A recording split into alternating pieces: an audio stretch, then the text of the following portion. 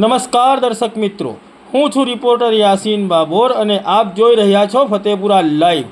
આજના મહત્વના સમાચારની વાત કરીએ તો કલેક્ટરના અધ્યક્ષ સ્થાને હિરોળા ગામે યોજાયેલી રાત્રિ સભામાં રંગલી ઘાટીના તૂટી ગયેલા ક્રેશ બેરિયર વિશે રજૂઆત કરાતા નવીન ક્રેશ બેરિયરો સ્થાપિત કરવામાં આવ્યા।